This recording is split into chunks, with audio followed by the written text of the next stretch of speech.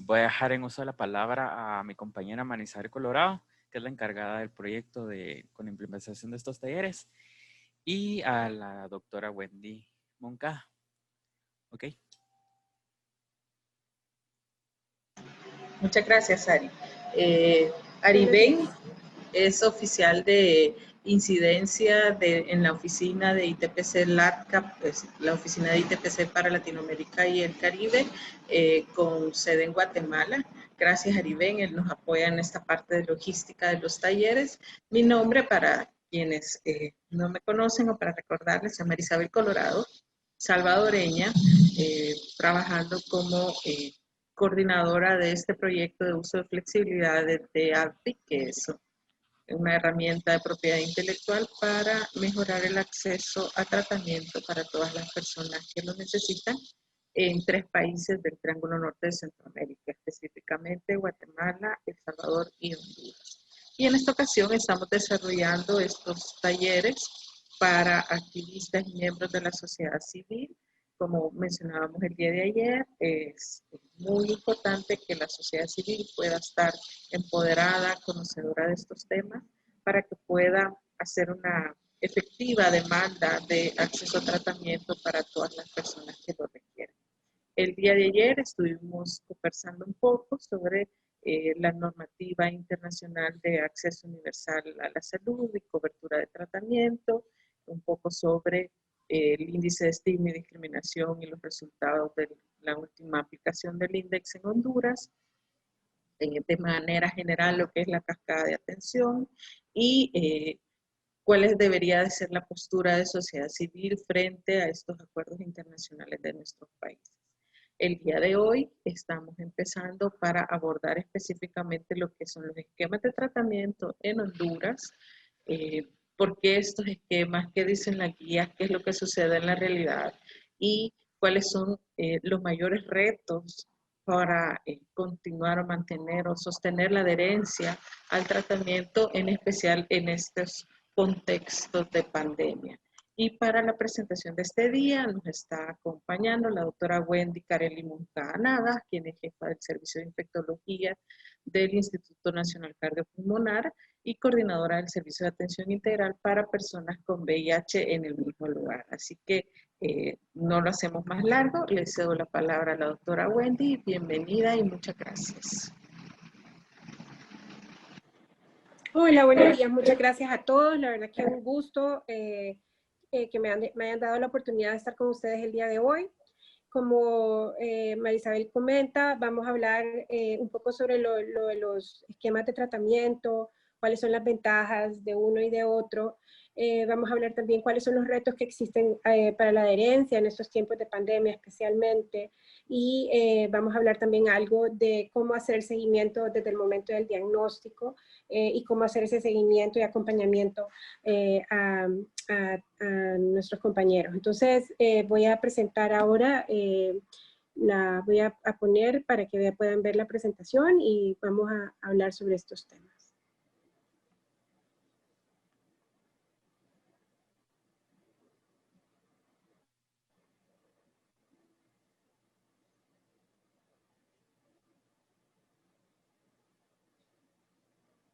Permítanme, estoy tratando de ponerla.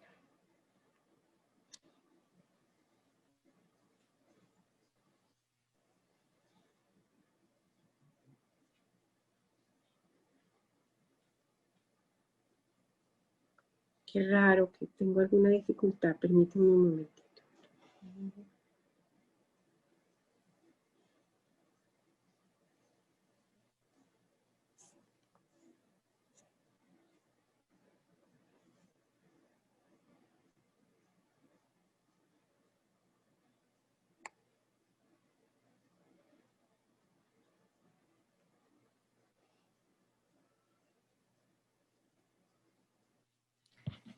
Doctora, ¿ya coloqué la presentación? ¿Sí?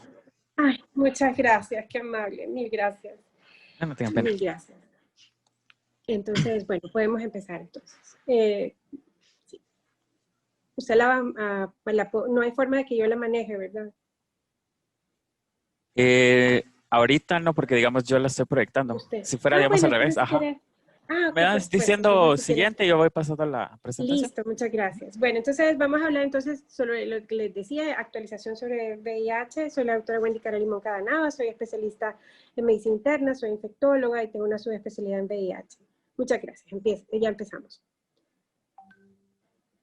Bueno, entonces generalidades, solo para recordar que a lo largo de la historia muchas enfermedades infecciosas han causado enfermedades precisamente y han causado millones y millones de nuevas infecciones y de muertes en muchas personas. Tuberculosis, lepra, viruela, pero VIH se conoce como la gran pandemia de los tiempos modernos porque ha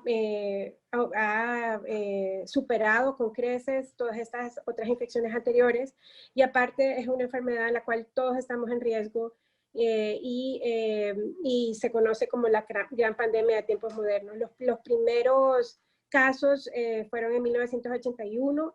El Centro de Control de Infecciones de Estados Unidos se les hizo un reporte primeramente de 5 hombres sanos en Los Ángeles que empezaron a presentar enfermedades como candidiasis oral y también citomegalovirus. Y después hubieron reportes similares en 41 hombres sanos previamente que presentaban sarcoma de Kaposi. Entonces, esto llevó a investigar qué era lo que podía ser y fue el 4 de septiembre de 1981 cómo se logró acuñar el término de síndrome de inmunodeficiencia adquirida, porque se les hicieron exámenes y además nos dimos cuenta que esta enfermedad hace que los pacientes, que las personas que tengan una disminución del conteo de CD4, que son, por supuesto, estas linfocitos CD4 son estas células de nuestras que son vitales para poder combatir las infecciones. Siguiente, por favor. Desde entonces hasta ahora hemos pasado, la verdad es que al principio, ese es el reporte, la primera del Morbidity and Mortality Weekly Report, es la primera, que es el primer reporte que se hizo, donde no se conocía prácticamente nada. Al principio se pensaba que afectaba solamente a un grupo de personas, pero realmente nos dimos cuenta después, como ven en esas revistas, portadas de revistas, que la verdad es una enfermedad que puede afectarnos a todos. Empezaron a haber muchos casos también en las personas que recibían transfusiones sanguíneas en pacientes hemofílicos, luego de transmisión de la madre al hijo, y la verdad es que nos dimos cuenta que es una enfermedad que nos puede afectar a todos.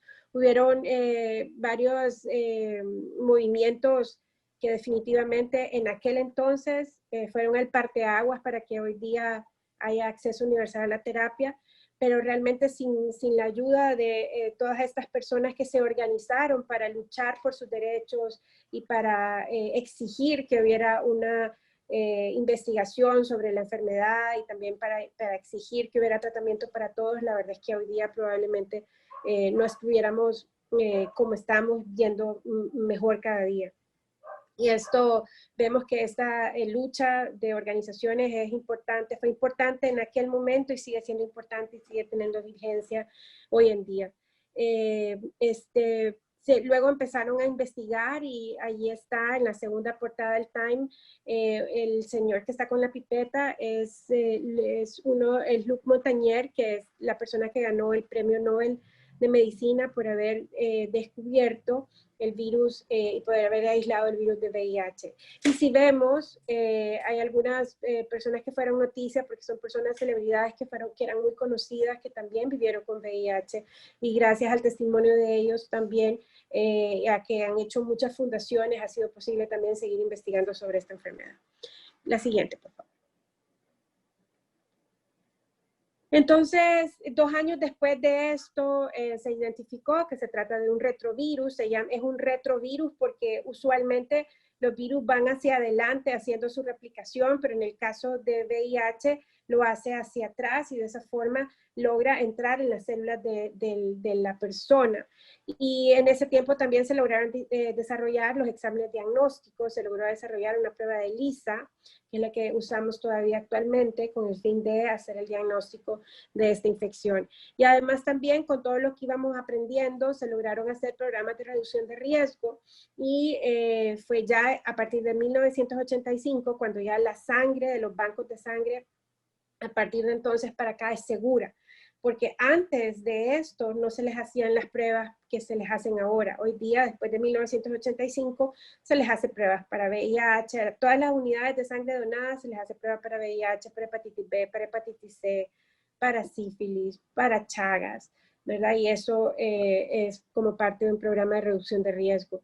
La otra es lo de la consejería, porque nos dimos cuenta también que es importante hacer el acompañamiento desde antes de hacerse la prueba, para explicarle en qué consiste la prueba, cómo, qué puede pasar si la prueba resulta positiva, dónde acudir después, y después se hace la consejería post prueba.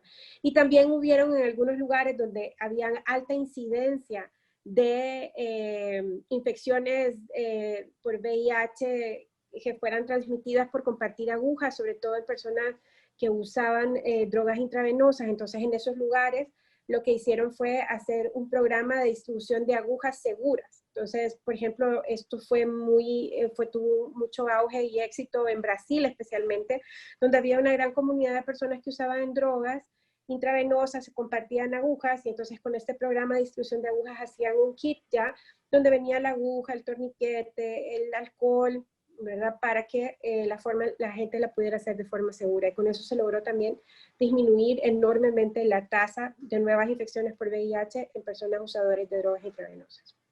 La siguiente, por favor.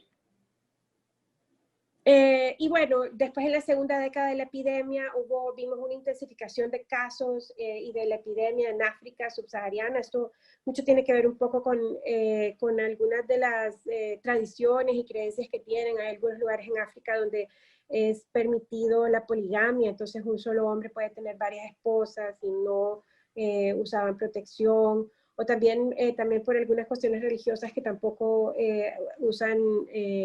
permitían el uso de condón, y entonces probablemente esas cosas tenían que ver, esos detalles con que se ha intensificado la epidemia ahí. Al principio usábamos un solo medicamento, que es el AZT, para tratar esta enfermedad, pero luego nos dimos cuenta que un solo medicamento no era suficiente, porque este virus tiene esa capacidad de replicarse y de hacer mutaciones constantemente. Entonces, lo que se hizo fue, a partir de 1990, idear lo que es la terapia antirretroviral altamente efectiva, en donde utilizamos tres medicamentos diferentes que tengan por lo menos 2 mecanismos de acción diferentes.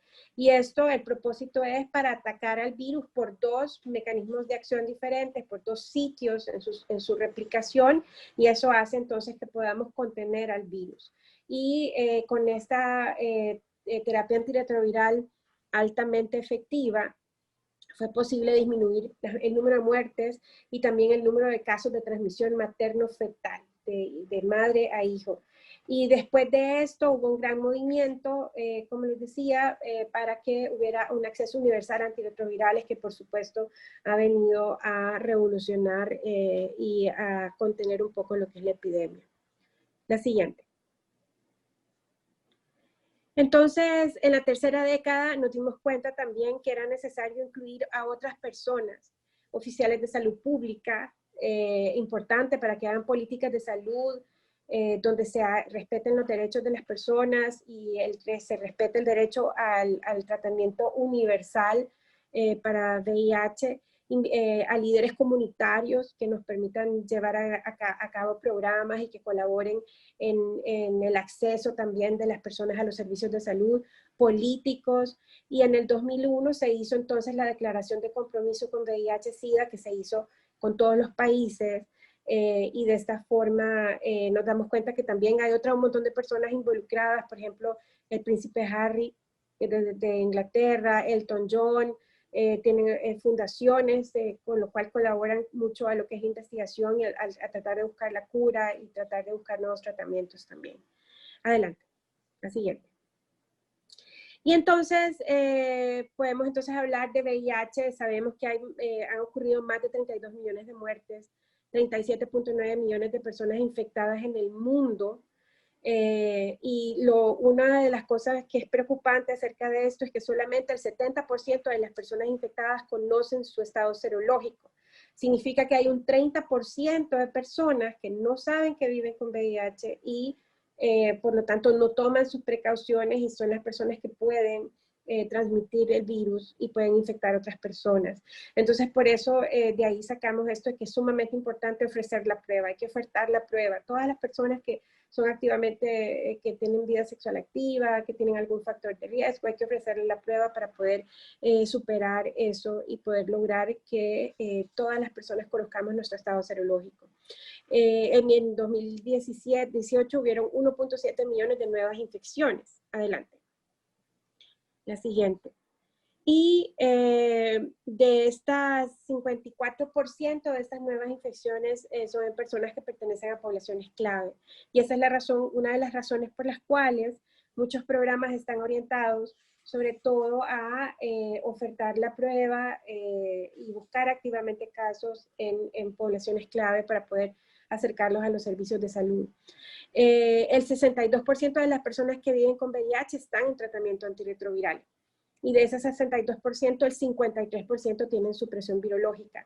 Esto lo tenemos que subir. Necesitamos que más personas sepan su diagnóstico, que más personas estén en tratamiento antirretroviral y que logremos esa supresión virológica en por lo menos 90% de las personas diagnosticadas. Es alarmante cuando uno lee las estadísticas y te das cuenta que cada día se infectan 1000 niñas y 1000 mujeres jóvenes, que cada 3 minutos se está infectando un adolescente, que al día en el mundo nacen 400 bebés con infección por VIH. Entonces, esto por supuesto, es una de las cosas que principalmente nos mueve a trabajar activamente en esto para poder lograr ponerle fin a esta epidemia. En Honduras, la prevalencia de VIH es de 0.5 en adultos entre 15 y 49 años. La siguiente, por favor. Y entonces, desde entonces hemos logrado muchos progresos en el manejo y en el tratamiento. Adelante. Y actualmente, bueno, se han desarrollado muchísimos fármacos que ya vamos a ver en detalle cuáles son. Hay algunos que hemos tenido que ir sacando de circulación y ya no los estamos usando activamente, sobre todo por los efectos secundarios que causan. Actualmente contamos con 26 fármacos antirretrovirales que participan y ayudan en lo que es la reducción de la mortalidad.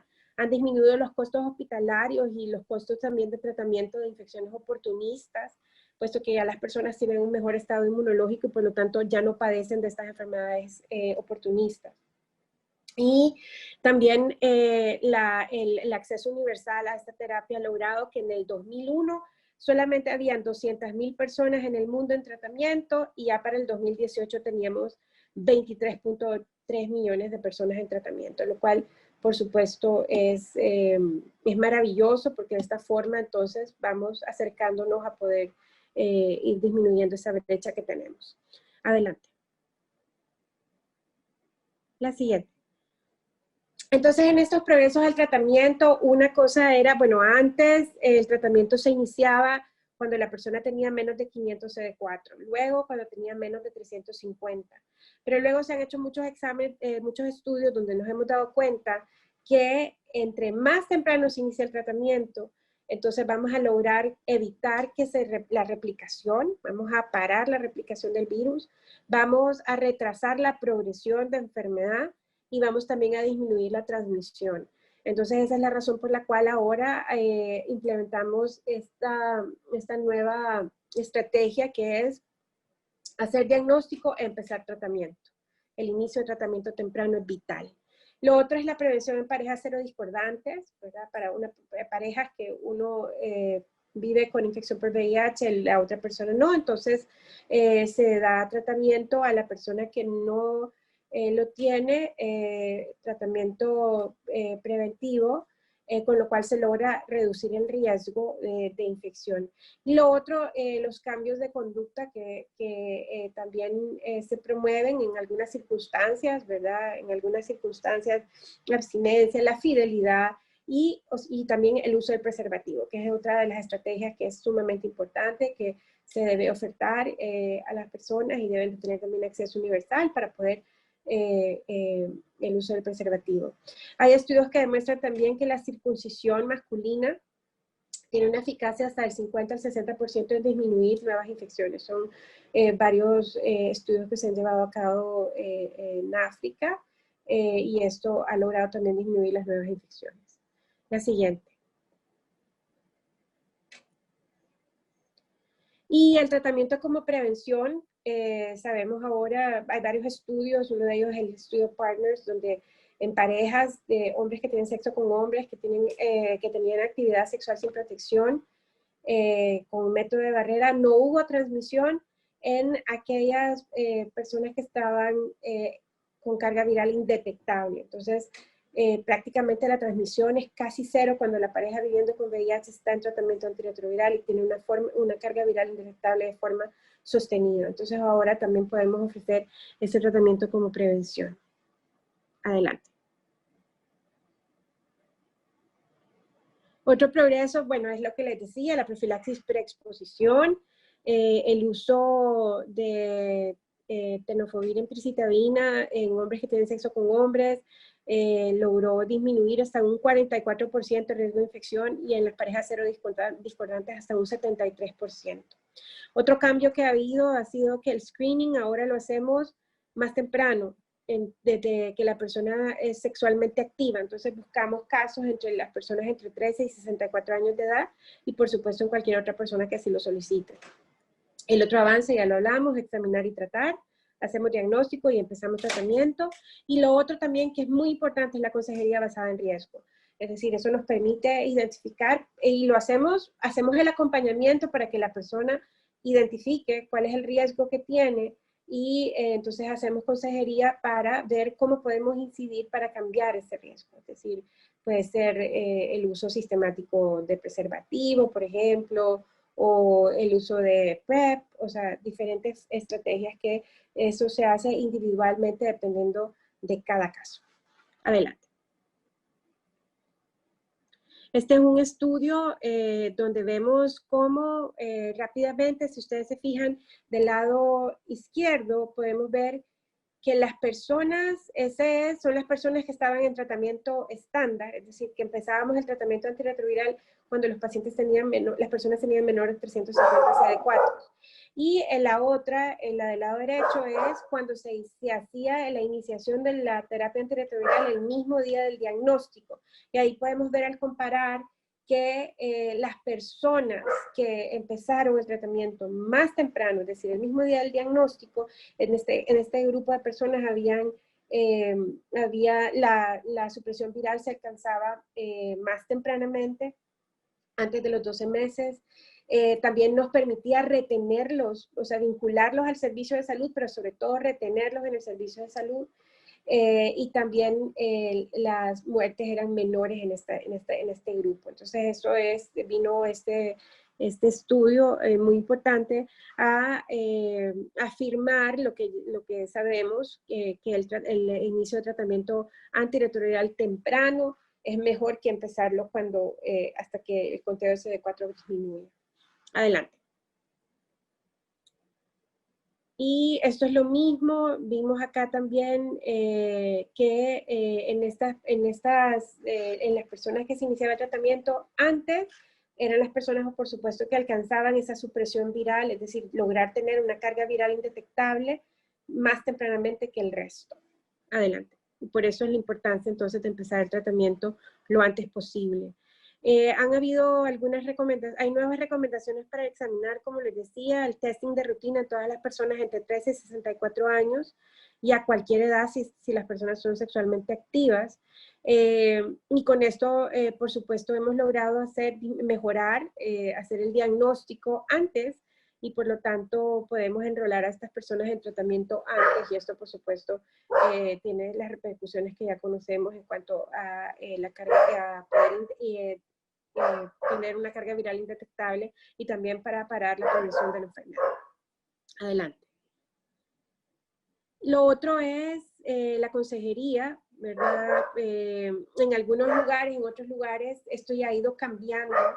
Y entonces, en Estados Unidos, por ejemplo, o en otros países, donde el consentimiento informado a veces puede atrasar el diagnóstico.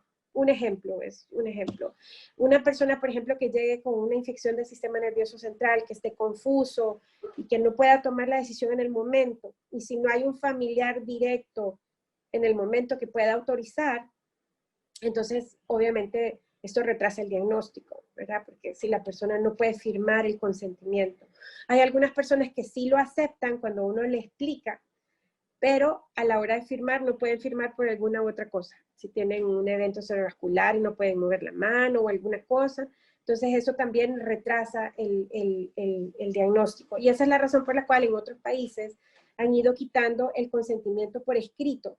Entonces han logrado ahora que se haga la consejería verbal, de forma verbal, que la persona de forma verbal la acepte.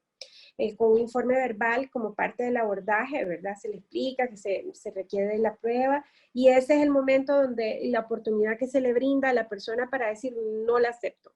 Entonces, si nos dicen no la acepto, no se hace. Pero sí, en otros países han visto que esto ha logrado agilizar más el proceso. Y por supuesto, ahí se hace también el proceso de explicarles sobre la infección y cuáles son las implicaciones de que hubiese una prueba positiva y qué se puede hacer. O sea, se da la consejería tal cual. En Honduras, nosotros sí, la prueba es, para poder hacer la prueba, es obligatoria la consejería pre y post-prueba, y además el consentimiento informado escrito por el paciente. Entonces, en Honduras sí, esto es obligatorio. Adelante. En cuanto al diagnóstico y abordaje, adelante, es importante que una vez que la persona se hace el diagnóstico, bueno, podemos hacerlo, hacemos las pruebas, bueno, idealmente queremos hacer un ELISA para VIH, y los ELISAs positivos, 2 pruebas, usualmente lo que se hace son 2 pruebas positivas por ELISA, y al tener esto se hace una prueba confirmatoria con Western Blot. Pero ahora tenemos pruebas rápidas que hemos comprobado además que tienen sensibilidad y especificidad mayor del 99%, por lo cual perfectamente bien hacemos diagnósticos con pruebas rápidas.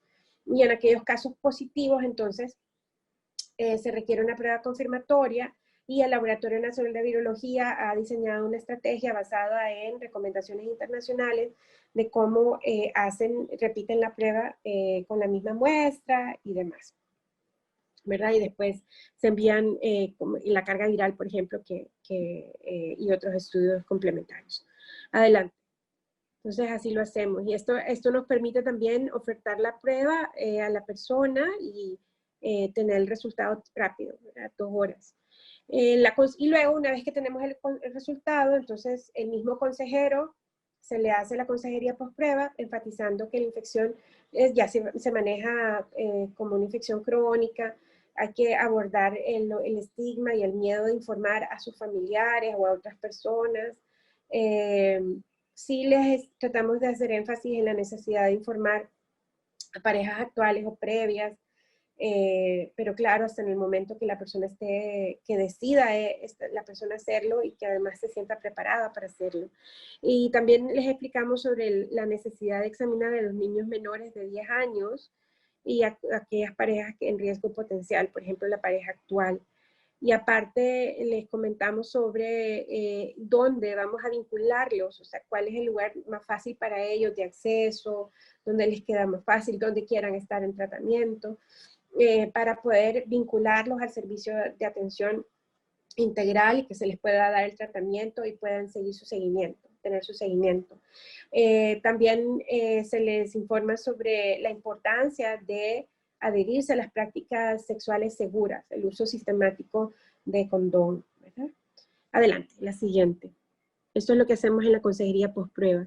Y una vez para que ya tenemos el diagnóstico, entonces para poder hacer el abordaje, pedimos algunos, esto se va haciendo al mismo tiempo, es decir, vamos revisando al paciente, se le vamos explicando de la terapia antirretroviral y además se les indican algunos exámenes al momento de enrolarse. Estos son el antígeno de superficie para hepatitis B, los anticuerpos para hepatitis C, que sabemos que son enfermedades que son frecuentemente coinfecciones de VIH y que además tienen tratamiento, entonces es importante hacer el diagnóstico temprano porque en base a eso, cómo estén estos resultados, también vamos a decidir la terapia antirretroviral que va a tomar el paciente. Vamos a pedir estudios de química sanguínea para ver cómo está el perfil de lípidos, cómo está el colesterol, triglicéridos, la glucosa, el hemograma completo, pruebas hepáticas, examen general de orina. Además de pedir, ya vamos a ver en la siguiente diapositiva, carga viral y conteo de CD4. Y en esta tabla podemos ver esos exámenes de laboratorio a realizar cada cuánto se hacen, ¿verdad? Claro, esto también se puede, es decir, esas son las fechas, o sea, son los tiempos sugeridos, pero en algunos momentos, es decir, si hay necesidad de hacerlos antes, pues se repiten, ¿verdad? No tiene que ser tan estricto, pero usualmente los antígenos para hepatitis B y los anticuerpos para hepatitis B usualmente en las personas que están en mayor riesgo o que todavía no han tenido la infección o que no están vacunados, entonces hacemos estos estudios cada año. Y la química sanguínea, las pruebas de función renales, el hemograma, entonces se hace cada vez que se inicia la antirretroviral o cada vez que se hace cambio y por lo menos se hace, dependiendo de la clínica del paciente, decidimos si se pueden hacer antes o no. Y así todos estos. Adelante, la siguiente. Ahora, han habido nuevos cambios ahora con esto, del seguimiento, del conteo de CD4 y de la carga viral para VIH. El conteo de CD4 durante los primeros 2 años de infección, de diagnóstico reciente, o sea, los primeros 2 años después del diagnóstico, los hacemos cada 3 o 6 meses. Si el paciente cada 3 o 6 meses si el conteo de CD4 es menor de 300 células. Una vez que la persona, que el usuario tiene más de 2 años de tratamiento antirretroviral y que ha mantenido una carga viral indetectable de forma sostenida, entonces el conteo de CD4, si la persona tiene entre 300 y 500 células CD4, entonces se hace cada año, se puede hacer cada año. Ahora, si la persona tiene un conteo de CD4 mayor de 500 células, entonces ya es opcional hacer el conteo de CD4, ¿verdad? Porque, es decir, lo que queremos obviamente es que el paciente esté indetectable. Entonces, con esto vemos que hay algún cambio, que ya nos vamos a basar más en lo que es la carga viral y no tanto en el conteo de CD4. Ya cuando las personas tienen más de 2 años de estar en tratamiento y tienen carga viral sostenida, indetectable, y tienen un conteo de CD4 mayor de 500 células, ya es un examen que puede ser opcional. En base a la clínica, el médico decide si requiere o no hacerle el estudio. Siguiente. Ahora, la carga viral es sumamente importante. La carga viral es importante tener en cuenta que hay varios momentos en que vamos a tener que hacerla. Uno es al momento de enrolarse en la atención, ¿verdad? Para saber, tener una referencia de cómo está la carga viral al momento. Que es justo antes del inicio de terapia. Empezamos la terapia antirretroviral o cada vez que se vaya a modificar la terapia antirretroviral, hay que hacer una carga viral antes. Cada 3 o 6 meses en los pacientes que son adherentes, ¿verdad? Aquellos pacientes adherentes con carga viral indetectable sostenida, entonces podemos hacerla cada 3 o cada 6 meses. Siempre debemos de hacer una carga viral en aquellos pacientes que están en falla de tratamiento y también, por supuesto, cada vez que esté clínicamente indicada. Si de repente tenemos un paciente que ha estado bien con carga viral indetectable y que ha tenido conteo de CD4 alto y demás, pero que de repente empieza progresivamente a bajar de peso o que empieza con fiebres frecuentes, intermitentes, o que la persona sienta algo diferente y entonces de repente en esos momentos, si está clínicamente indicado, entonces podemos pedir una carga viral para ver cómo está. Siguiente. Y lo otro importante es el test de resistencia. Idealmente quisiéramos hacer un test de resistencia en todas las personas antes de empezar. Idealmente, ¿verdad? Y entonces antes del inicio de terapia. Pero sí debemos de hacer un test de resistencia definitivamente antes de modificar la terapia antirretroviral. Es decir, es importante hacerlo. Porque un test de resistencia se les hace y entonces nos indica, porque la cosa con el virus es que los medicamentos mantienen el virus supreso, pero si la persona no es adherente, entonces es un virus que fácilmente, es tan inteligente que fácilmente empieza a hacer mutaciones. Y entonces hace mutaciones de resistencia y hace que ya ese medicamento no pueda ser usado por esta persona porque ya no le sirve, ya no logra su objetivo. Y entonces hay que cambiar. Y así y así. Pero hay personas que han dejado muchas veces los tratamientos o que tratamientos no les ha hecho bien por efectos secundarios y demás. Entonces, por esa razón, en esos casos, entonces, sí, son pacientes que fallan al tratamiento y entonces antes de modificar la terapia, idealmente deberíamos de tener un test de resistencia, porque nos dice qué mutaciones tiene cada persona y en base a esas mutaciones el clínico decide cuál es el mejor antirretroviral para el cambio. Y la otra es también cuando está clínicamente indicada, ¿verdad? Habrán algunas circunstancias, como les decía, con la carga viral clínica, que uno dice, bueno, es tiempo de hacer un nuevo genotipo para ver cómo va. Entonces, estas son algunas de las circunstancias en las cuales se requiere. Adelante. Otros exámenes que se les hacen, bueno, son PPD para ver cómo está su estatus de tuberculosis. Esto se acompaña de una radiografía de tórax. La IgG para toxoplasmosis, para ver si tiene anticuerpos para toxoplasmosis, que es una infección oportunista frecuente en personas que tienen menos de 200 CD4. El RPR para investigar sífilis. Hay que hacer screening para infecciones de transmisión sexual, como ser tricomonas, clamidia cada 3 o 12 meses. La citología vaginal al momento de que la mujer es enrolada en la atención y luego control cada año.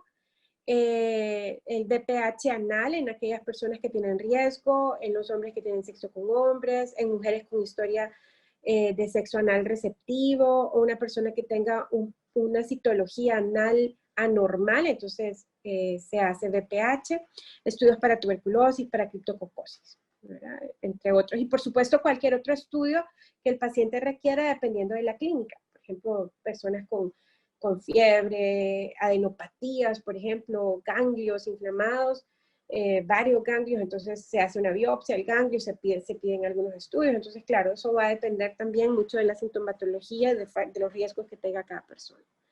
Adelante. Entonces ahora, para hablar del tratamiento antirretroviral, adelante. Entonces, ¿cuáles son es importante? ¿Cuándo iniciar la terapia antirretroviral? Se les inicia a todos los pacientes. La terapia antirretroviral se debe de empezar independientemente del número del conteo de CD4. Todos los pacientes, entre más temprano, mejor. Aquellas personas que ocupan inicio rapidísimo, antes las personas con coinfección por hepatitis B, con infección por hepatitis C, nefropatía asociada a VIH, la historia de enfermedad definitoria de SIDA y embarazo, ¿verdad? Es importante, o sea, en todas las personas. Ya lo explicamos por qué, porque evita el progreso de la enfermedad, disminuye la posibilidad de transmisión a otras personas y además, por supuesto, mejora la calidad de vida de los pacientes. Adelante. Y es importante con esto de la terapia, bueno, este es el ciclo de vida, este virus, y ahí sí, en cada sitio del ciclo de vida podemos ver qué familia de antirretrovirales actúa. Entonces, por ejemplo, el virus se une a los CD4, que son los linfocitos que son el target o la meta a alcanzar de este virus, tienen un receptor en su superficie, el virus se ancla, hace un anclaje en ese receptor y entonces ahí está la familia de los inhibidores de fusión, por ejemplo. Luego están aquellos, están la familia de inhibidores nucleócidos de la transcriptasa reversa y los inhibidores no nucleócidos de la transcriptasa reversa, los inhibidores de proteasas, o sea, los inhibidores de integrasa, cada uno de estas familias interrumpe una parte del ciclo de vida del virus, con el fin de evitar que se pueda seguir replicando. Adelante. Y entonces a lo largo de los años hemos tenido, se han ido desarrollando diferentes medicamentos. Estas son las familias. Tenemos los inhibidores del correceptor CCR5, que es el Maraviroc, que antes de hacer Maraviroc, antes de empezar tratamiento con Maraviroc, el paciente requiere hacer un test de tropismo, porque hay algunas personas tienen un virus que tiene un receptor CCR5, que es el que sirve para el cual sirve el Maraviroc, pero hay otra gente que tiene CCXR4, entonces estas personas con CCXR4 no pueden tomar Maraviroc porque no les va a servir. Entonces por eso siempre hacer un test de tropismo antes. El inhibidor de fusión, que es el Enfuvirtide, que se inyecta de forma subcutánea, 2 veces al día. Están los inhibidores de nucleócidos de la transcriptasa reversa. De esos, los que están azul ya no se usan. Se han ido, como les digo, hay medicamentos que hemos ido sacando del mercado y de su uso, sobre todo por los efectos secundarios que causan. La estabudina, que es el D4T, que se usó al principio con los primeros medicamentos, que causaba lipodistrofia y una neuropatía periférica, y por esa razón se fue quitando porque se han ido desarrollando mejores medicamentos. La didanosina, que estaba asociada con pancreatitis, también con acidosis láctica. Luego tenemos los inhibidores no nucleócidos de la transcriptasa reversa, donde está el efavirenz, la nevirapina, nuevos medicamentos como etravirina, rilpivirina, doravirina. Los inhibidores de proteasas. De estos el indinavir se sacó porque tenía efectos secundarios, provocaba litiasis renal y muchos otros problemas, entonces por esa razón se dejó de utilizar. Tenemos los inhibidores de integrasa, que son los de nueva generación. Tenemos raltegravir, elvitegravir, dolutegravir, bictegravir. La siguiente. Y tenemos, ahora se ha desarrollado otra nueva familia de medicamentos. La siguiente, por favor, así. Gracias. Que son los inhibidores de adhesión. Bloquea la entrada de la célula bloqueando el receptor del CD4 y se llama Ivalizumab, este medicamento que se usa solamente para personas con multiresistencia a antirretrovirales, pero es una de las nuevas, de los nuevos medicamentos. Adelante. Entonces, si se fijan aquí a lo largo, desde 1987 que se empezó a usar AZT, sidobudina, que es un excelente medicamento y que todavía usamos, hasta ahora, 2019, se han desarrollado un montón de medicamentos, unos mejores que otros, unos permiten mejor adherencia que otros, unos tienen más efectos secundarios que otros, otros son mejores tolerados, es decir, pero con estos hemos logrado alcanzar que las personas tengan carga viral indetectable sostenida y por lo tanto mejore su calidad de vida a llevar una vida normal. Adelante. Es importante tenerlo en mente. Entonces, en cuanto a esto, ¿cuáles son las metas de la terapia? Entonces, queremos lograr los niveles indetectables de virus, independientemente de la enfermedad y el tratamiento recibido. Queremos que esté indetectable y que esa carga viral indetectable sea sostenida, es decir, no vuelva a detectarse. Ese es uno. El segundo es restablecer y preservar la respuesta inmune efectiva. Nuestros linfocitos CD4 son una excelente línea de defensa y ocupamos tener linfocitos CD4 lo más cercano a lo normal. Lo normal es entre 1600 y 1800. Ocupamos tener linfocitos CD4 lo mejor que se pueda.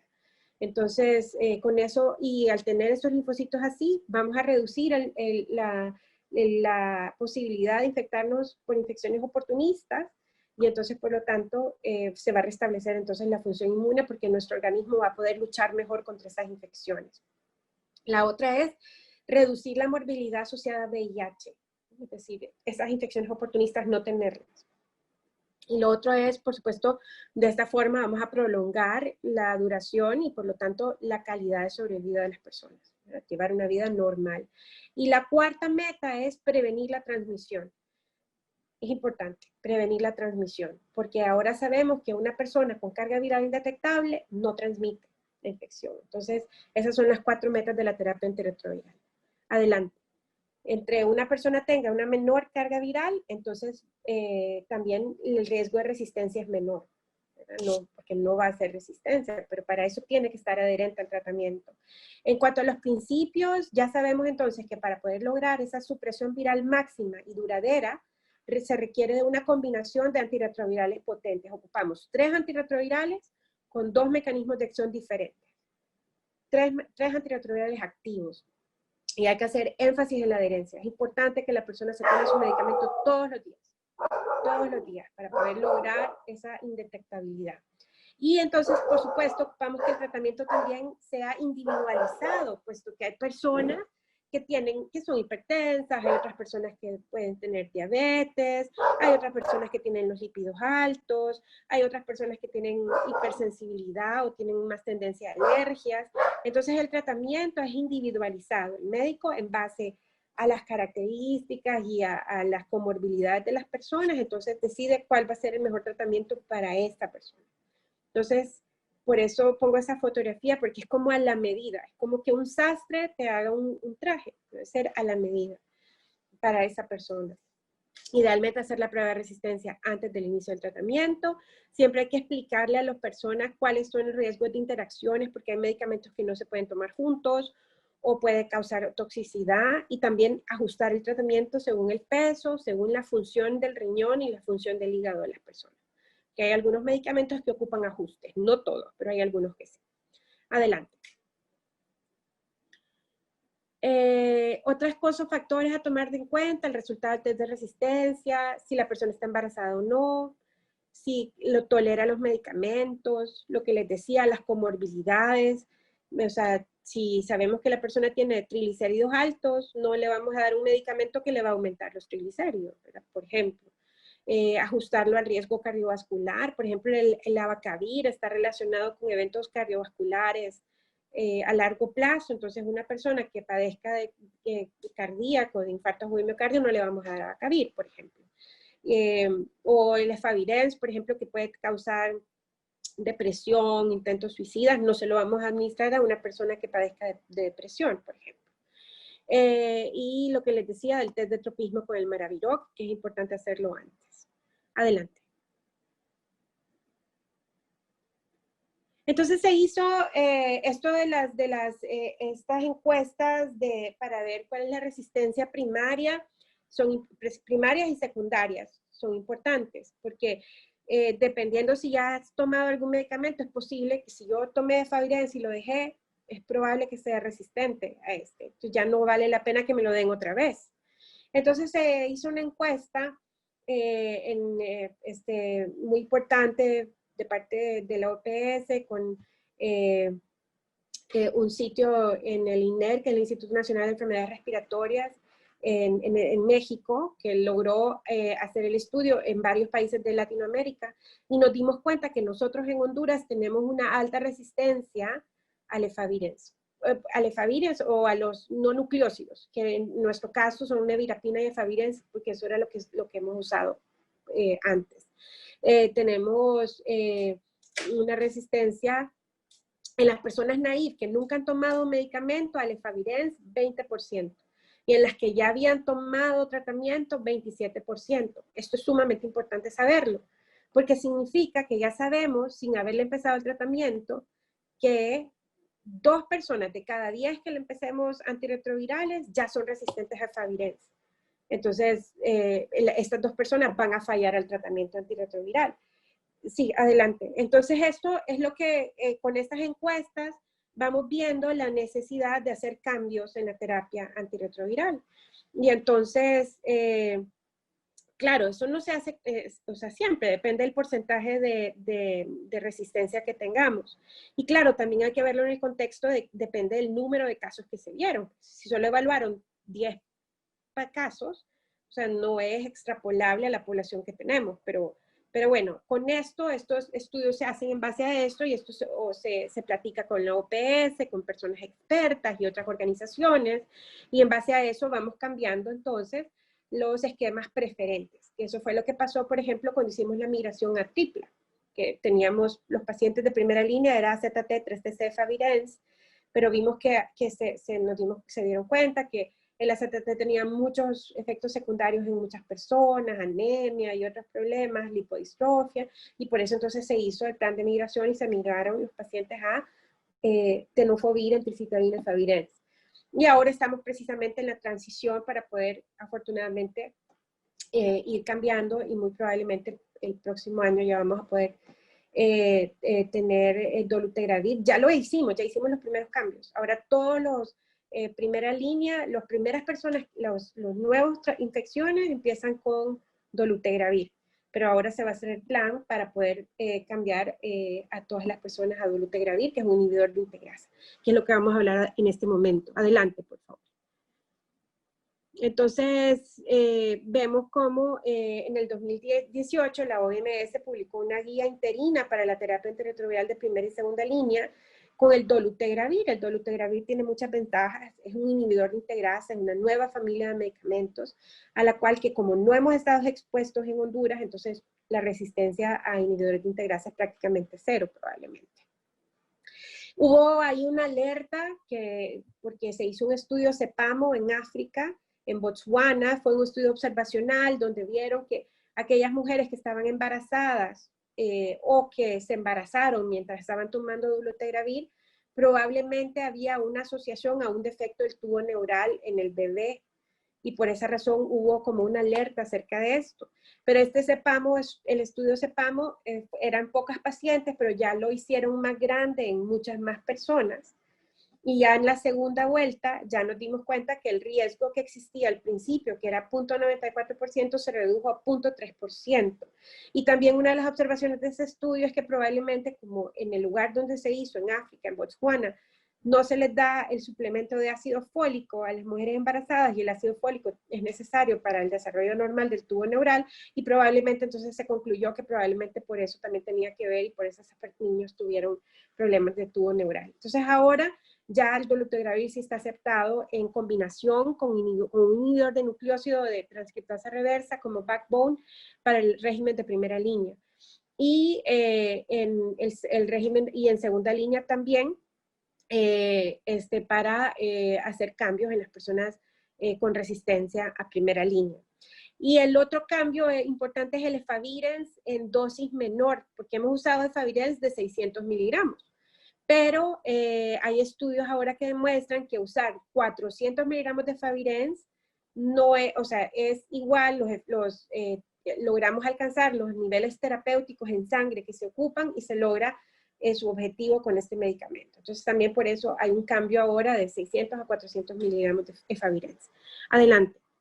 Entonces las nuevas recomendaciones antirretrovirales son precisamente el dolutegravir más 2 inhibidores nucleócidos de transcriptasa reversa. Hay algunas ventajas sobre esto porque se logra, es más potente, entonces se logra la supresión viral más rápido. Hay un menor riesgo para descontinuar el tratamiento, menor riesgo porque como es una tableta al día, entonces es fácil para la adherencia. Y como no lo hemos usado antes, también hay menor riesgo de desarrollar resistencia con este medicamento.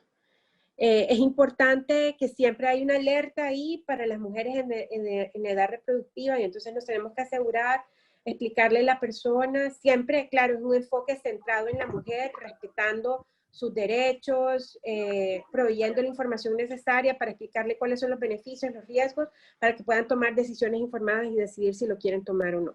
Adelante. Entonces, las recomendaciones para el tratamiento ahora, la siguiente, por favor, es, ya habíamos hablado de los beneficios del dolutegravir. Adelante.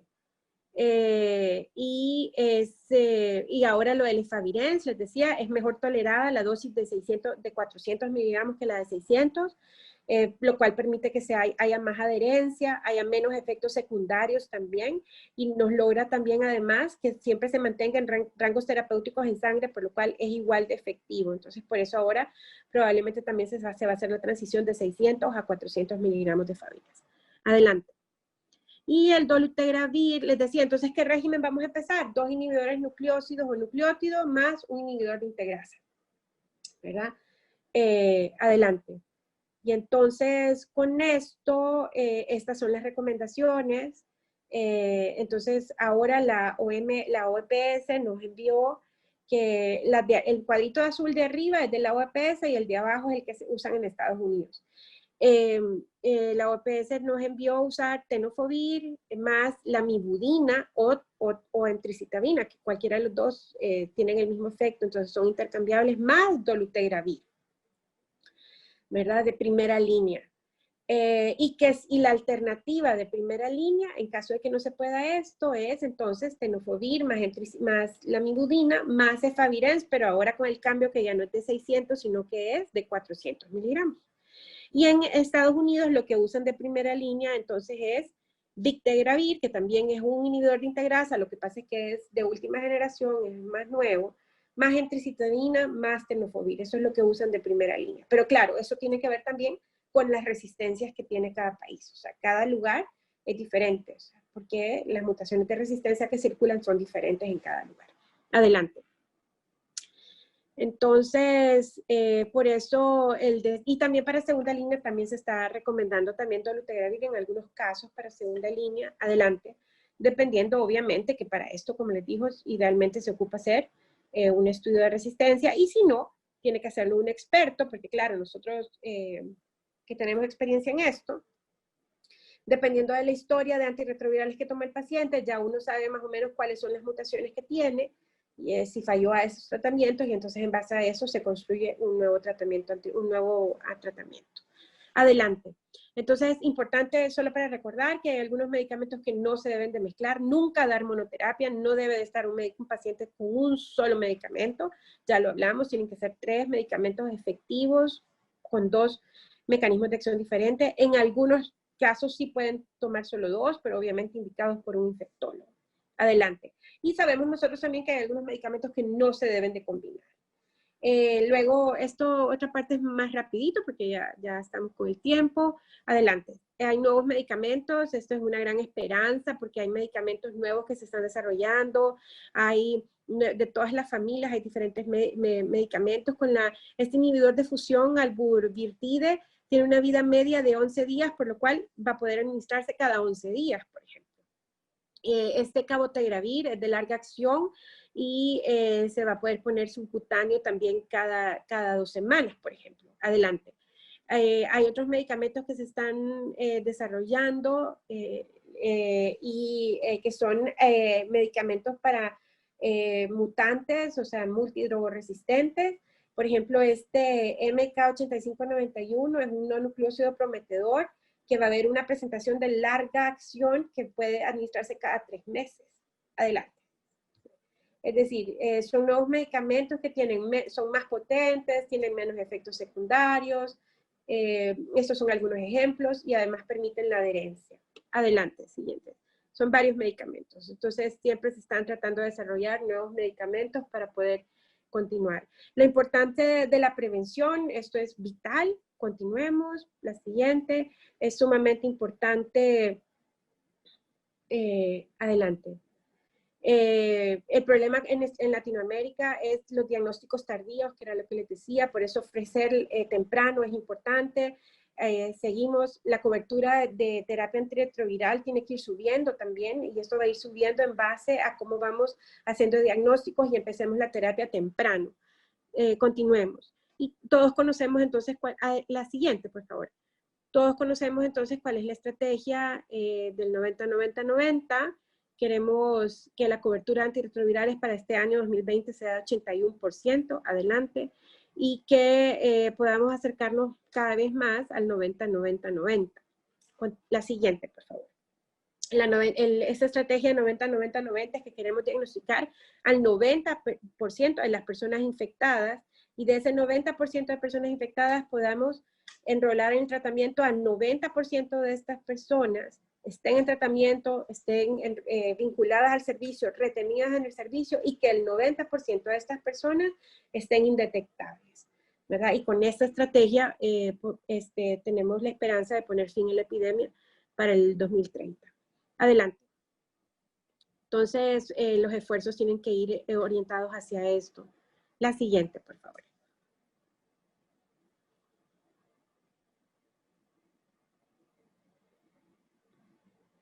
La siguiente. Bueno, ya sabemos, cada país tiene su cascada diferente, ¿verdad?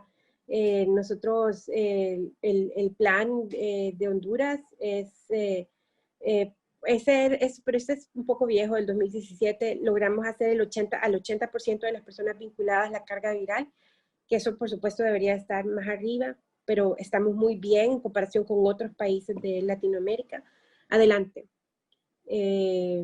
Lo cual es bueno. La siguiente, por favor. Y con esto, por supuesto, vamos a reducir entonces lo que es las nuevas infecciones y, por supuesto, la muerte.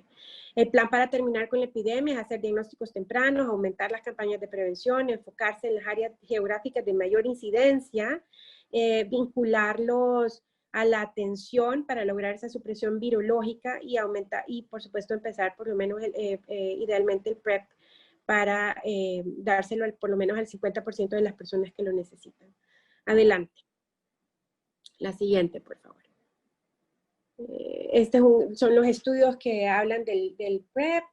La siguiente, de cuáles son los beneficios del PrEP. Ahora sabemos, fue publicado en el CROI en el 2019, que es un importante congreso en Estados Unidos de infecciones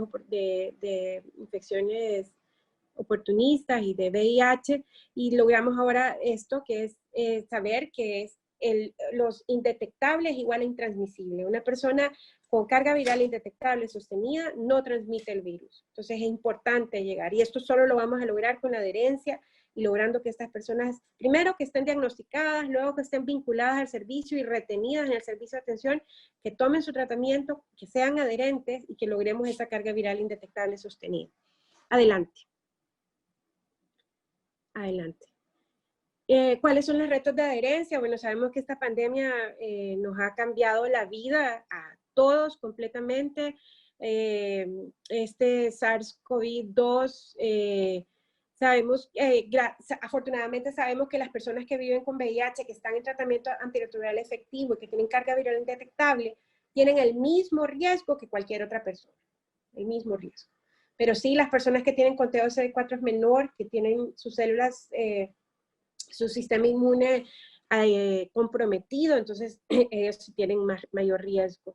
Es importante la participación de todas las organizaciones en la planificación y respuesta ante esta pandemia, siempre enfocados en los principios de derechos humanos, que todos tenemos derecho a atención, a la misma atención. Adelante, la siguiente, por favor. Algunos de los problemas que podemos enfrentar con esto ha sido, bueno, sabemos que la adherencia al tratamiento es la capacidad del paciente de implicarse correctamente en la elección, en el inicio, el control de la terapia antirretroviral para mantener el cumplimiento riguroso de su tratamiento. Y el objetivo es conseguir una adecuada supresión viral, ¿verdad? Entonces, sabemos la adherencia al tratamiento antirretroviral, lo dijimos antes, asegura la supresión viral y la recuperación inmunológica y además reduce el riesgo de complicaciones. Adelante. Y entonces, ¿cuáles son algunos de estos retos que hemos encontrado con esto? Uno puede ser el acceso a los servicios de salud.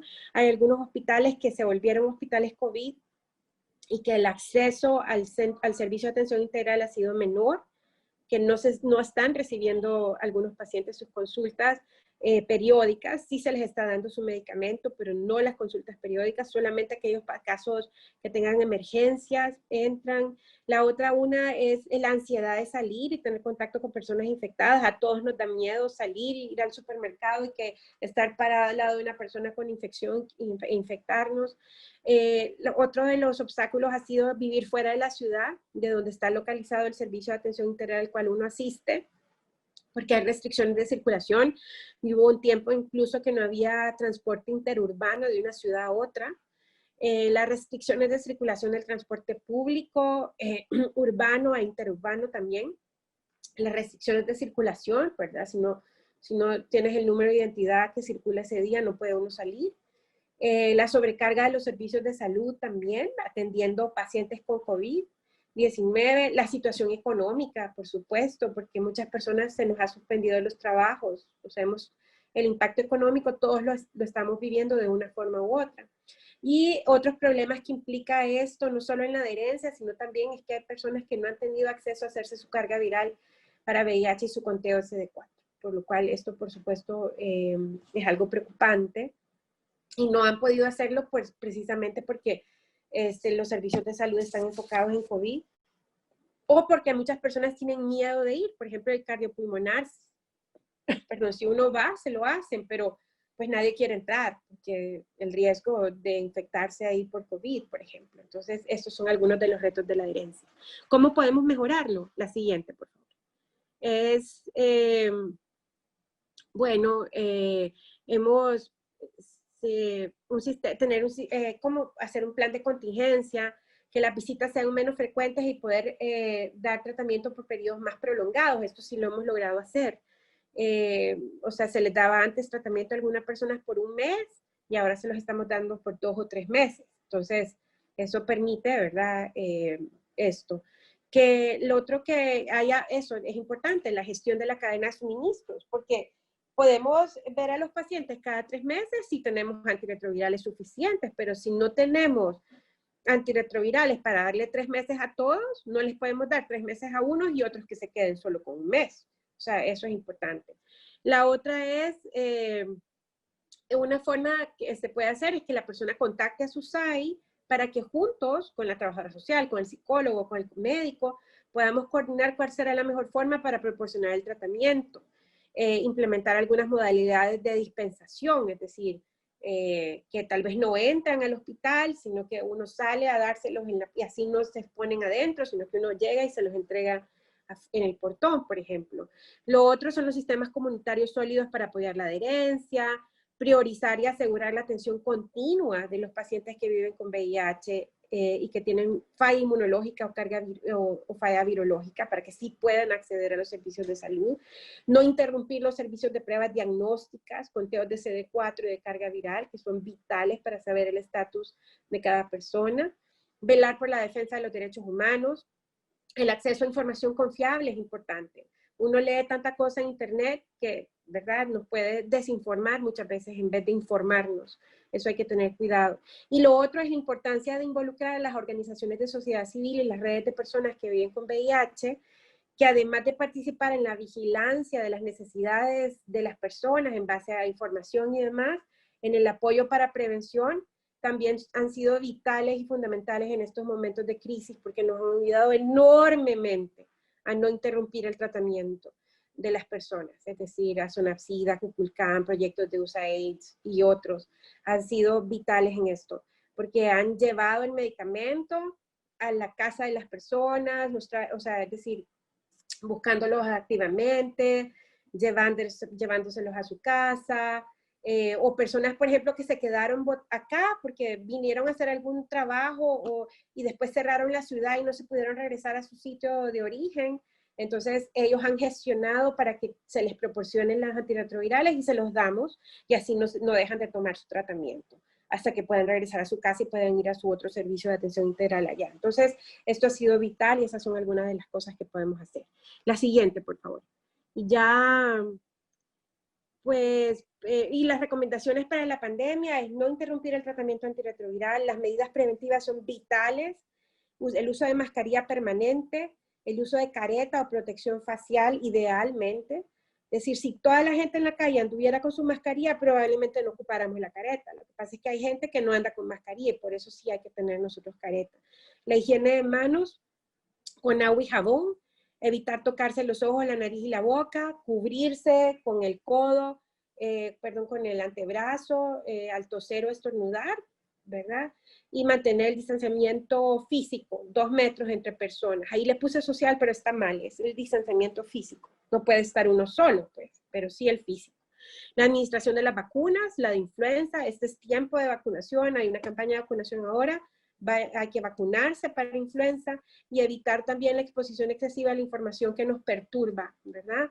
Entonces, mejor estar bien informados. Y al tener síntomas, buscar atención inmediatamente.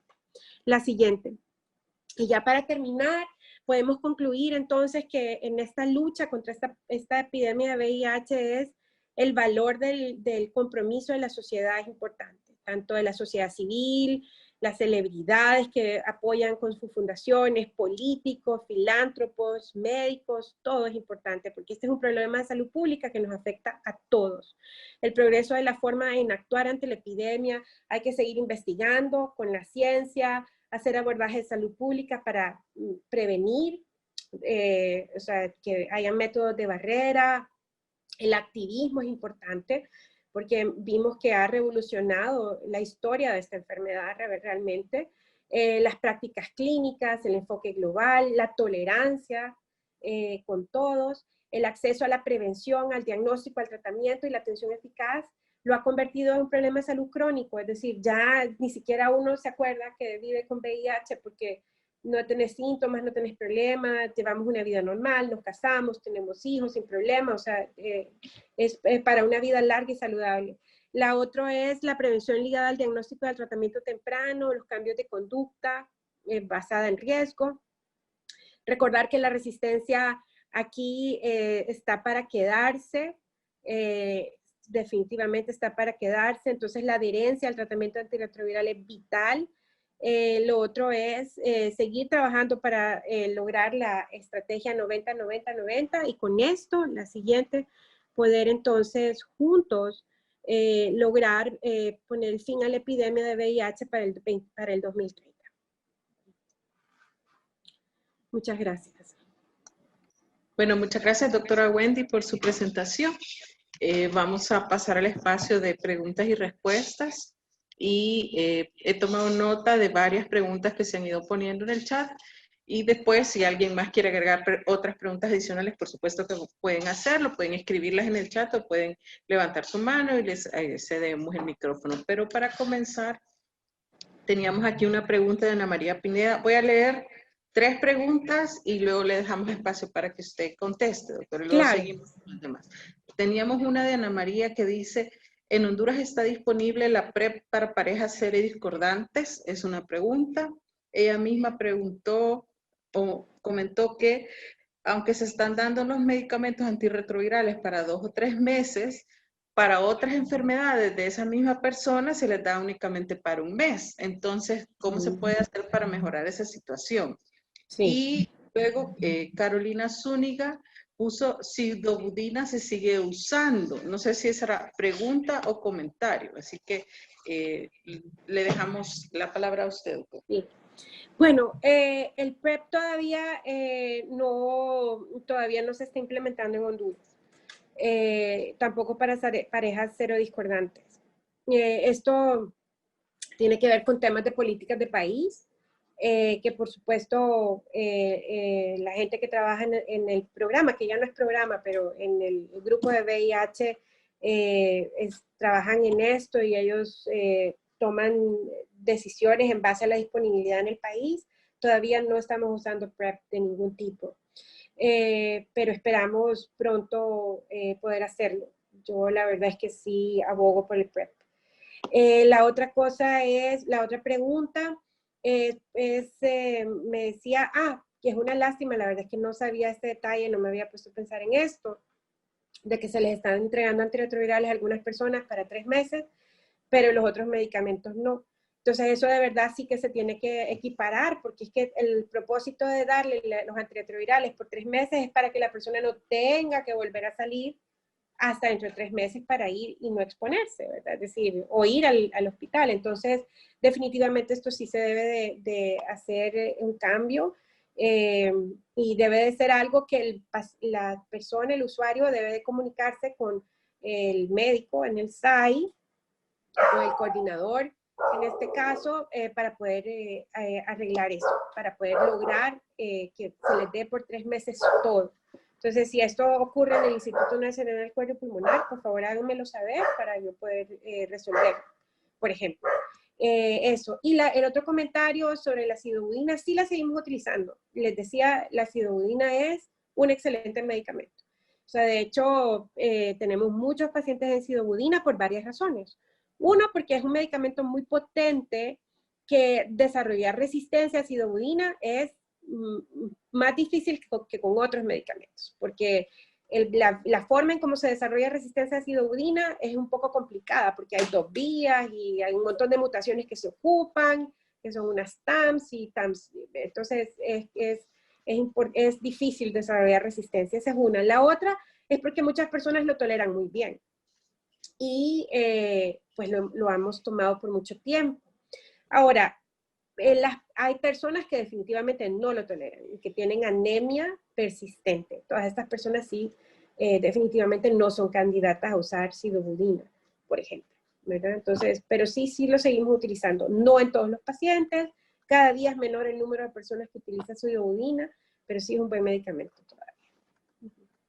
Ok, gracias. Luego tenemos aquí, siguen llegando las preguntas por escrito, pero también tenemos 2 manitas levantadas. Voy a leer una de las que están por escrito. Dice, ¿cuáles cree usted que son los principales factores que dificultan la transición a nuevas terapias en nuestro país?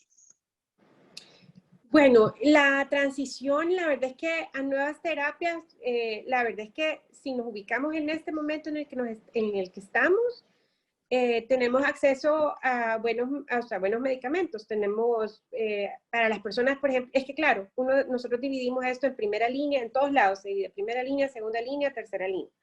Primera línea, estamos utilizando el esquema que era preferente para la OPS hasta el año pasado. Es decir, OPS apenas hizo el cambio a que ahora el preferente es dolutegravir. Y de hecho, desde que la OPS hizo el cambio a dolutegravir, nosotros también logramos implementar que ahora todos los inicios de antirretrovirales es con dolutegravir. Y entonces, ese cambio se ha logrado implementar ya. Lo que pasa es que también cambiar a toda la cohorte de un solo es imposible hacerlo, porque, es decir, tenemos que ver también las existencias de antirretrovirales que ya hay, y también hay personas que no quieren cambiar, definitivamente hay usuarios que uno les plantea, les explica, y dicen, no, yo a pesar de que es nuevo y todo, yo no me cambio mi AZT, porque con este he estado bien todo el año y voy a seguir con este medicamento. Entonces, a veces eso puede ser otro factor, pero sobre todo es que el plan de migración se hace planificado, por supuesto. Ya se está haciendo, ya se está trabajando en el plan de migración y muy pronto vamos a poder ya empezar a cambiar, a migrar a las personas ¿cómo se llama? Al preferente ahora, que es DLT, más pricitabina, más tenofovir, perdón. Entonces, eso son varios factores que se toman en cuenta para hacerlo. No se puede hacer de un solo, hay que ver las existencias que tenemos y eso. Esa es la pregunta, ¿verdad? Sí, claro, gracias. Luego tenemos aquí unos comentarios, voy a leerlos y luego le damos la palabra a otro Ramírez que tiene su mano levantada. Dicen los comentarios de Randy Palma, se debe reforzar el tema de la salud mental y la referencia a personas VIH que consumen alcohol y drogas en servicios amigables y libres de discriminación. Y dice él mismo, muy buenas las estrategias de asistencia vía telefónica para controles de citas y adherencia en la actualidad. Y escuchamos a Otto. Hola, buenos días a todos y todas. Gracias a la doctora por proporcionarnos esta interesante información. Tengo 3 preguntas puntuales. Una, si han experimentado episodios de desabasto a medicamentos antirretrovirales vinculados a la pandemia del COVID. 2, en algunos países se ha escuchado que están utilizando Caletra como tratamiento para COVID. Me gustaría saber si en algún momento lo utilizaron. Y número 3, escuché que hay un porcentaje de personas que hacen resistencia al efavirenz. Entonces, me gustaría saber si han identificado el por qué esas personas han hecho resistencia. Gracias. Ok, súper, Otto. Ahorita le contesto. Solo en referencia al comentario de Randy, definitivamente olvidé ponerlo en la plática, pero es sumamente importante ese comentario acerca de la salud mental. Realmente esta pandemia nos tiene a todos, nos afecta en varias formas, simplemente el hecho de no poder salir y abrazarnos, nosotros que somos tan querendones y de saludarnos y todo, la salud mental es sumamente importante en estos tiempos. Entonces, muchas gracias por el comentario. Y en referencia a lo que me comenta Otto, definitivamente lo primero que nos decía, me dijo es, bueno, una de las preguntas es si el lopinavir se está utilizando para COVID. No. Entonces, mire, claro, como es una nueva enfermedad, en todo el mundo empezaron a tratar de buscar qué medicamento puede contrarrestar COVID o cómo curar a las personas de COVID para que no progresen a todo lo que pasa y lamentablemente fallezcan. Entonces probaron hidroxicloroquina, por ejemplo, que es un medicamento para, que se usa para malaria y se usa en personas con artritis reumatoide. Utiliza acitromicina, que es un antibiótico, ivermectina, que es un antiparasitario, tocilizumab, que es para pacientes, un inmunomodulador en personas con artritis reumatoide, y lopinavir y ritonavir es otro de los medicamentos que intentaron probar para COVID. Pero ya hay estudios que demuestran que el lopinavir y ritonavir no es efectivo para COVID-19, entonces no se está utilizando. Sí lo utilizaron en algunos países, obviamente, para hacer esos estudios. De hecho, la Organización Mundial de la Salud, en el estudio Solidarity, del cual Honduras también está participando, y yo estoy de parte de cardiopulmonar en el Solidarity, uno de los brazos iniciales que se pensaron fue el lopinavir y ritonavir, pero no llegamos a usarlo nunca en Honduras, porque justo en eso salieron los estudios que dicen que no se debe utilizar. Ahora, la Secretaría de Salud como tal, no lo postuló ni siquiera en las guías, pero sí en algunos lugares, aparentemente, no me consta porque no trabajo yo en esos sitios, pero sí en algunos otros lugares los usaron, pero los usaron sin autorización, lo cual no debió de pasar. En el momento en que se dieron cuenta dejaron de hacerlo, ¿verdad? Pero sí, eso no debe pasar, porque no es efectivo para COVID, y aparte, los antirretrovirales en existencia en Honduras son para, ya están destinados para VIH, y esos no se utilizan porque no se vayan a desabastecer. Desabastecimiento, hasta donde yo sé, no. Nosotros no hemos tenido desabastecimiento de ningún antirretroviral en este momento, hasta ahora. Pero sí, bueno, habrá que ver eso. El ritonavir fue lo que hubo un poco de desabastecimiento. Eso tiene que ver por varias razones con eso de la pandemia. Uno, porque la producción de algunos medicamentos ha sido limitada, porque se han enfocado en producir otros. Uno, y la otra cosa es la llegada de los medicamentos, ¿verdad? Entonces, ritonavir fue ese medicamento. Y en algunos servicios de atención integral hubo limitantes con sidobudina y lamivudina en presentación pediátrica en algunos lugares, eso sí. Y la otra pregunta, Otto, era, discúlpeme. Sí, era referente a los datos de si han identificado por qué las personas son resistentes al efavirenz, que mencionaban que había ciertas personas que ya eran resistentes. Ajá. Bueno, entonces lo que pasa con esto, Otto, es lo siguiente. El efavirenz es uno de los medicamentos que se ha usado desde hace mucho tiempo, y entonces los medicamentos antirretrovirales, hablamos de barrera genética. La barrera genética, en palabras, es cuántas mutaciones de resistencia ocupa un medicamento para ya no servir, ¿verdad? Entonces, por ejemplo, la sidobudina, usted para ya no poder usar sidobudina nunca más, porque ya es resistente, ocupa hasta 4 mutaciones de resistencia, que son difíciles de obtener. Tiene usted que dejar de tomar el medicamento mucho tiempo, o varias veces en la vida. Es difícil obtenerla, porque tiene alta barrera genética en comparación con el efavirenz, que es de muy baja barrera genética. El efavirenz, con 2 tomas que una persona deje o sea, que no haga, ya es muy probable desarrollar la mutación de resistencia, muy rapidito. Es una sola mutación la que se ocupa, K103N, para ya no poder utilizar nunca más efavirenz ni nevirapina, porque además tienen resistencia cruzada. Si ya no puedo usar efavirenz por esa mutación, ya no puedo usar nevirapina tampoco. Tiene muy baja barrera genética, y esa es la razón por la cual no es en sí por la persona, sino es el medicamento que tiene muy barrera genética. Sí, definitivamente el efavirenz es un medicamento buenísimo, es súper potente, baja rápido la carga viral, pero tiene baja barrera genética y es más probable que la persona pueda desarrollar resistencia, porque si se te olvidó tomarte el medicamento hoy, si te olvidó 3 veces más en el mes, entonces ya con eso usted desarrolla resistencia. Entonces esa es la razón por la cual, no solo aquí, sino en muchos otros países del mundo, es que hay mucha resistencia a esta variante. Muchas gracias, doctora. Bueno. Teníamos ahí la mano levantada de la doctora Flavia. No sé si ya se cambió de opinión.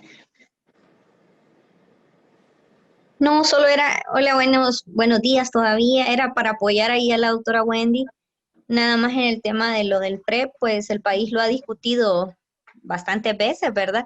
Y pues este año se pensaba hacer un pilotaje, creo que era con Kukulcán, que se había pensado hacer un piloto, pero debido a lo de la pandemia, pues eso se ha parado un poco, ¿verdad? Y también pues el tema del Lopinavir, de lo que consultaba el doctor, ¿verdad? Sí, Lopinavir se utilizó en 2 hospitales sin autorización, así como les decía la autora, porque nunca se contempló en las guías, ¿verdad? De atención al COVID. Y ellos pues utilizaron en algunos pacientes Lopinavir, ritonavir, y también como habíamos entrado en el estudio Solidarity, pues también recibimos como donación Lopinavir, ritonavir, una cantidad mínima, es poca la cantidad de hecho, y también de India se recibió una donación de Lopinavir, ritonavir. Sí hemos tenido problemas de desabastecimiento por el tema de COVID, que era otra consulta que hacían. Como decía la doctora Wendy, no en todos los sitios, porque hay sitios que tienen más pacientes, entonces por lo general manejan más stocks de medicamentos.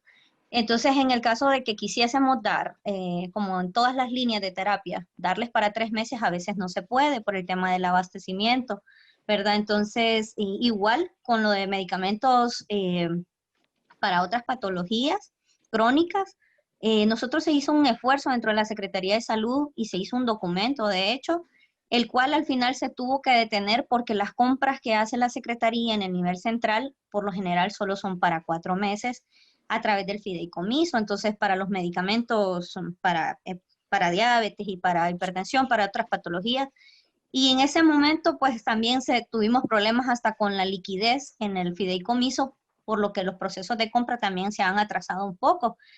Y esto dificulta el abastecimiento también, entonces de repente, y por eso no se les ha podido dar simultáneamente 3 meses para la hipertensión y 3 meses para VIH, ¿verdad? Eso es lo que se planteó en un inicio, y de hecho se trató de desconcentrar la terapia de los medicamentos crónicos hacia los primeros niveles de atención. Se hizo una propuesta, se hizo un documento, de hecho, y lo que se ha podido hacer es que muchos de los medicamentos se lleven al primer nivel de atención y no se queden solamente en los hospitales por la dificultad del acceso, ¿verdad? En la movilización, porque Honduras, de hecho, ha tenido una barrera bien grande en ese tema, en lo que ha sido la movilización. Y pues eso era lo que quería apoyar y aportar. Gracias, Flavia. Muchas gracias, doctora. Bien, Gracias. aquí tenemos unos comentarios y una pregunta de Leti de Sonapsida, y dice que efectivamente, como usted lo mencionó, doctora, ellos han estado apoyando en la entrega de medicamentos a nivel nacional, pero a veces tienen dificultades económicas para hacer la entrega continua. ¿Cree usted que es posible que el gobierno apoye ese rubro? También dice que que existen algunos problemas de adherencia en las personas porque debido al confinamiento cambian sus rutinas y se levantan más tarde, etcétera.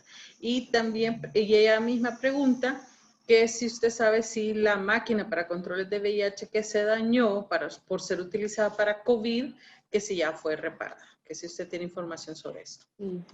Bueno, aprovechando para agradecerle, como les había dicho anteriormente, el trabajo que han hecho todas estas organizaciones, a Sonapsida, Kukulcán, en apoyo para esto ha sido maravilloso, porque gracias a ustedes hemos logrado llegar y que lleguen los medicamentos a un montón de pacientes.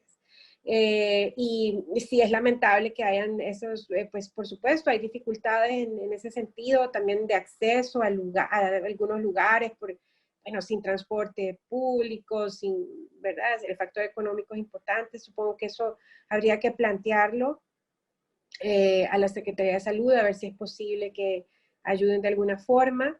Y la otra cosa es que la verdad es que desconozco completamente, no me enteré de que se haya dañado alguna máquina en el laboratorio de virología, pues no sé qué máquina es. ¿Usted sabe qué máquina es, Leti? No, ni idea. Hola, ¿les puedo apoyar? Ay, gracias. Ok, claro. Sí, la máquina todavía está en proceso de que se está solicitando el dinero para poder arreglar el equipo. Lo que sucede que es el equipo de carga viral porque se prestó a COVID, ¿verdad? Para que ellos pudieran hacer más pruebas de COVID. Pero nosotros tenemos otro equipo, o sea, no es en sí todo el aparato que se dañó, solo es una parte del aparato. Entonces, hasta donde sé, ya se retomó el tema de hacer cargas virales, porque esto, como les explicaba la doctora Wendy, ha sido también un tema difícil. Este año, pues, con lo que son esas pruebas de seguimiento, sí se ha bajado bastante el número de personas que están accediendo a hacerse las pruebas. Y también vi en el chat una pregunta de lo del genotipo. Y sí, el país va a empezar a hacer genotipos. Hizo una compra el país de 300 genotipos y también recibimos una donación de otros 300 genotipos. Ya se mandaron las notas a los SAI para que los SAI empiecen a revisar y a remitir pruebas, porque ustedes saben que tiene que hacerse control de carga viral antes de hacer genotipaje. Entonces, si el paciente no están accediendo, también es un reto porque la vida útil de estos reactivos son bien cortas. Entonces, ahorita se les giró instrucciones a los SAI para que puedan empezar a remitir pruebas a nivel central con un cierto número de personas, porque si ustedes se fijan, es bien limitado el número de genotipajes que se van a hacer, pero sí se va a hacer una priorización de acuerdo al que si es embarazada, que si es un niño. Hay criterios, ¿verdad? Para que quiénes son las personas que más necesitan un genotipo, son las que se van a priorizar en este momento. Y ya pues como una buena noticia, el país ya empezó a comprar genotipo, aunque sea poquito, pero ya empezamos. Ok, muchas gracias, doctora, por el apoyo. No sé si hay algún otro comentario o pregunta. ¿Alguien más quiere agregar algo en el chat o de viva voz? Hay muchas felicitaciones, doctora, por su presentación. Muy buena la información. Y más arriba teníamos gracias por sus respuestas. Todo el mundo está ahí dando las gracias. Muchas gracias. Bien, si no hay más preguntas ni comentarios, pasamos entonces a la parte de el post-test. Se lo va a poner ahí en el chat en este momento. Ari, le va a poner ahí el link para el post-test. Dice que ahorita no, porque es una prueba gratis.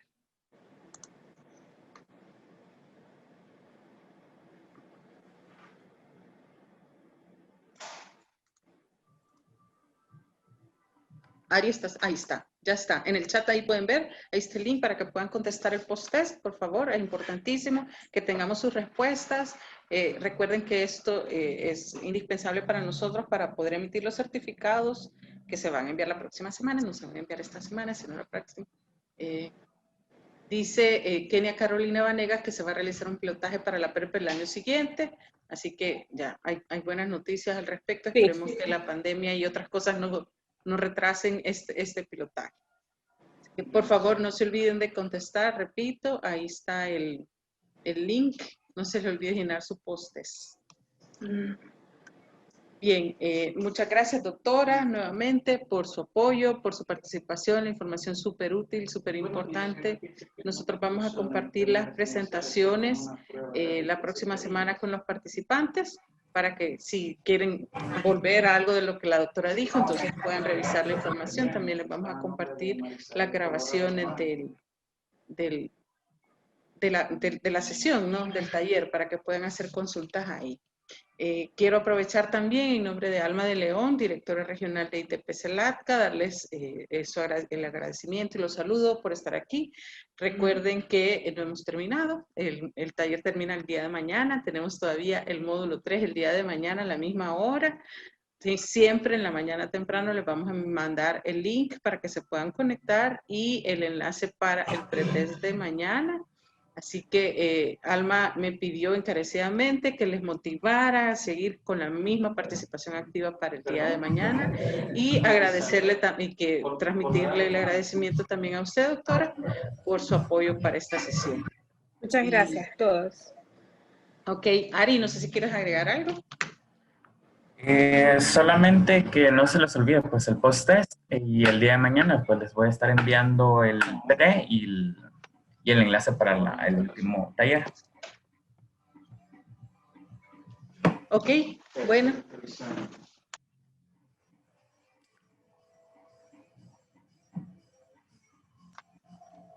Está bien, entonces feliz día a todas, a todos y a todes.